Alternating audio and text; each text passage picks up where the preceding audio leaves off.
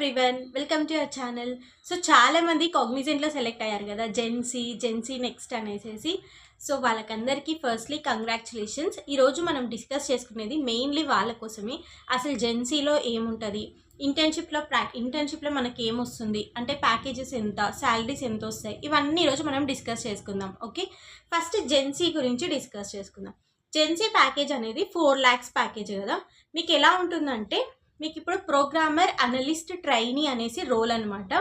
మీకు ఇంటర్న్షిప్కి కాల్ చేస్తారు. ఇప్పుడు ఫస్ట్ మీకు జరిగేది ఇంటర్న్షిప్పే. ఓకే, అది మీకు కాలేజ్లో ఉన్నప్పుడే స్టార్ట్ అయిపోతుంది. లాస్ట్ ఇయర్ ఉన్న వాళ్ళకి అందరికీ స్టార్ట్ అయిపోతుంది. 6 months ఉంటుంది ఈ ఇంటర్న్షిప్. ఓకే, 6 monthsలో మీకు ఒక డొమైన్ అనేది ప్రొవైడ్ చేస్తారు. కొన్ని కోహర్ట్స్ అనేది డివైడ్ చేస్తారు. ఒక్కొక్క కోహర్ట్కి 65 పీపుల్ని ఒక్కొక్క 65 పీపుల్ని యాడ్ చేసి 65 పీపుల్లో ఒక సిఆర్ని అనేది పెట్టి ఇంటర్న్షిప్స్ అనేది అలా మీకు ఒక ఇంటర్న్షిప్ అనేది జరుగుతుంది. క్యూఏ మీద ఉండొచ్చు, Sitecore, full stack, ServiceNow, ఇలాంటి వాటి మీద ఎక్కువ ఉంటుంది. ఎక్కువ టూల్స్ మీద ఇస్తూ ఉంటారనమాట.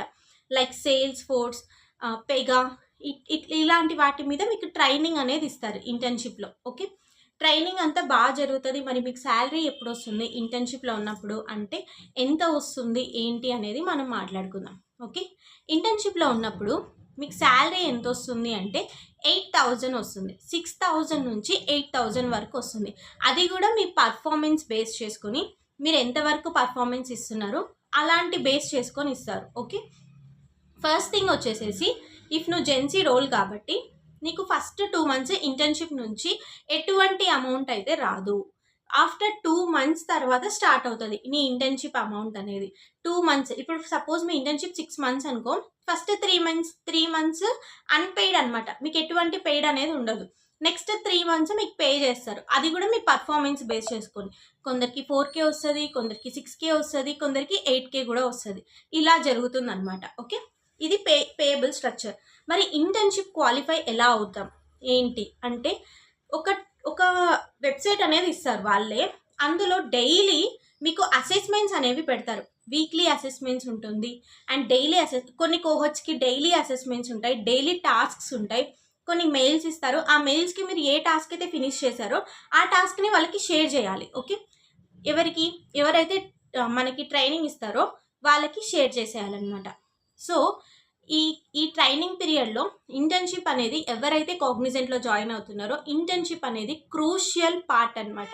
మీ రోల్ క్రూషియల్ పార్ట్. ఇంకొకటి ఏంటంటే, ఇంటర్న్షిప్లో ఉన్నప్పుడు మీరు రోల్స్ కూడా చేంజ్ చేసుకోవచ్చు. ఆఫ్టర్ ఇంటర్న్షిప్ అయిపోయాక నీకు ఫుల్ టైం వచ్చినప్పుడు నువ్వు రోల్స్ చేంజ్ చేసుకోవడానికి ఉండదన్నమాట. ఓకే, నువ్వు జాయిన్ అయినప్పటి నుంచి ఇంటర్న్షిప్ మీద బాగా ఫోకస్ చేయాలి. అండ్ నెక్స్ట్ వచ్చేసి, ఫస్ట్ డే నుంచి లాస్ట్ డే వరకు కూడా ఇంటర్న్షిప్లో నువ్వు పర్ఫార్మెన్స్ అనేది క్యాలిక్యులేట్ చేస్తారు. మీ అటెండెన్స్, మీ పర్ఫార్మెన్స్ అనేది డైలీ క్యాలిక్యులేషన్ జరుగుతుంది.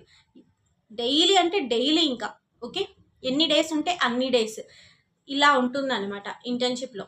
జెన్సీ నెక్స్ట్ అంటే నార్మల్, కొంచెం డెవలప్మెంట్ స్కిల్స్ ఉంటాయి. డెవలప్మెంట్ స్కిల్స్ మీద మిమ్మల్ని పంపిస్తారనమాట. కొంచెం అడ్వాన్స్డ్ స్కిల్స్ అని చెప్తారు కదా, అలా ఉంటుంది. 6.75 మీ ఎల్పిఏ ప్యాకేజ్. వీళ్ళది 4 lakhs.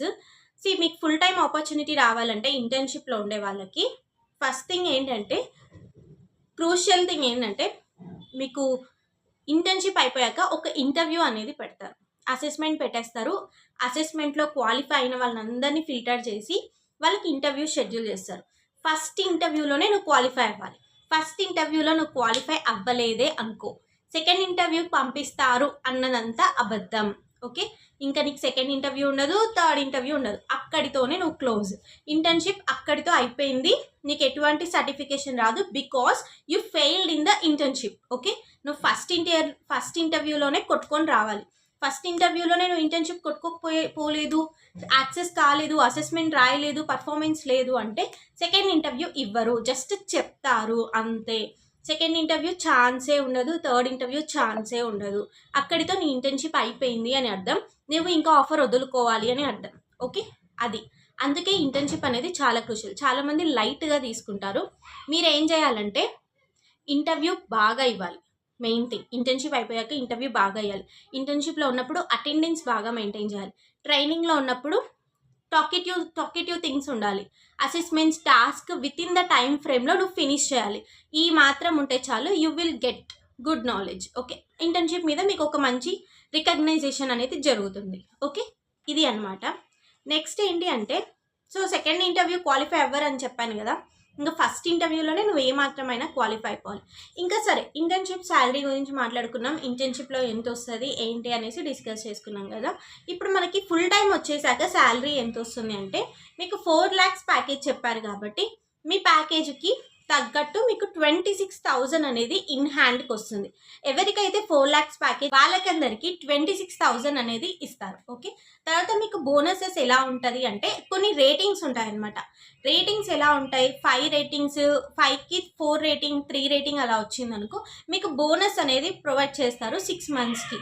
సో ఆ బోనస్ మీకు 22,000 వరకు ఉంటుంది. బోనస్ అంటే బోనస్ ఏం కాదు, వేరియబుల్ పే అనమాట. అందులో మీ పర్ఫార్మెన్స్ బేస్ చేసుకొని మీకు 6 monthsకి ఒకసారి అనేది వస్తుంది. ఓకే, అదైతే పక్కా. ఇలా మీ ఇంటర్న్షిప్ అనేది కంప్లీట్ అవుతుంది. ఓకే, నాకు తెలిసినంత వరకు నా ఫ్రెండ్స్ జెన్సీ నెక్స్ట్లో సెలెక్ట్ అయ్యారు. వాళ్ళకి 6.75 LPA ప్యాకేజ్. ఇప్పుడు వాళ్ళు సర్వీస్ నౌ డెవలపర్స్గా వర్క్ చేస్తున్నారు. వాళ్ళకి మంచిగానే ఉంది ప్యాకేజెస్, అండ్ జెన్సీ రోల్ కూడా మంచిగానే ఉంది ప్యాకేజెస్. జెన్సీ నెక్స్ట్ రోల్ చాలా బాగుంటుంది, అండ్ మీరు ఎక్కువగా మెయిన్ రోల్స్ మీద ఉంటారు, అంటే డెవలప్మెంట్ స్కిల్స్. అదే ఈ జెన్సీ రోల్స్ ఏమవుతుందంటే చాలా వరకు మెయిన్ రోల్స్ మీద మీరు ఉండరు, మీరు సపోర్ట్ రోల్స్కి ఎక్కువ వెళ్తారు, లేదా ప్రాజెక్ట్స్ అనేది చాలా వరకు రాకపోవచ్చు. ఓకే, అండ్ మెయింటెనెన్స్ ప్రాజెక్ట్స్లకి ఎక్కువ వెళ్తారు. సో కొంచెం చూసుకొని జాగ్రత్తగా అడుగేయండి.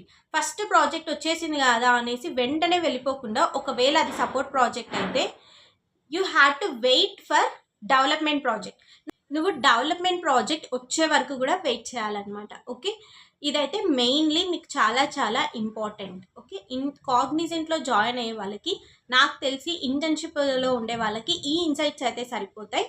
ఇంకా మీకు ఏమైనా కావాలి అంటే కమెంట్ చేయండి, దాన్ని బట్టి నేను మీకు వీడియో చేస్తాను. ఇవన్నీ కూడా ఎక్స్పీరియన్స్ చేసి ఆల్రెడీ జాయిన్ అయిన పర్సన్స్ దగ్గర నుంచి తీసుకునింది. And I'm also an alumni of Cognizant. Okay, so నాకు కూడా తెలుసు కాబట్టి, నేను కూడా ఆన్ క్యాంపస్ నుంచే సెలెక్ట్ అయ్యాను కాబట్టి ఐ నో బెటర్. సో అందుకని నేను మీకు ఈరోజు ఈ ఇన్సైట్స్ అయితే షేర్ చేస్తున్నాను. ప్రాజెక్ట్ కానీ సపోర్ట్ రోల్ వస్తే వెళ్ళొద్దు, డెవలప్మెంట్ ప్రాజెక్ట్ కోసం వెయిట్ చేయండి. ఎందుకంటే ఒక్కసారి సపోర్ట్ ప్రాజెక్ట్లోకి వెళ్ళిపోయారనుకో మీ వల్ల కాదు, మళ్ళీ మీరు డెవలప్మెంట్లోకి వెళ్ళడం అనేది చాలా చాలా కష్టం. No one will give you a chance until ఆ మేనేజర్ అనే పర్సన్ మంచి పర్సన్ అయితే తప్ప నీకు ఒక ఛాన్స్ అనేది దొరకదు. సో వచ్చే ప్రాజెక్ట్ని గ్రాప్ చేసుకోండి మీ స్కిల్స్తో. ఓకే, సో ఇంటర్న్షిప్లో బాగా ఇవ్వండి performance. Okay, all the best. Already కాగ్నిజెంట్లో సెలెక్ట్ అయ్యారంటే మీరు ఆల్రెడీ ఒకటి విన్ అయినట్లే. సో ఇప్పటి నుంచి మీ పర్ఫార్మెన్స్ బాగా పెట్టుకోండి. Okay, that's all about the video, and please subscribe to our channel for more videos. Thank you, bye.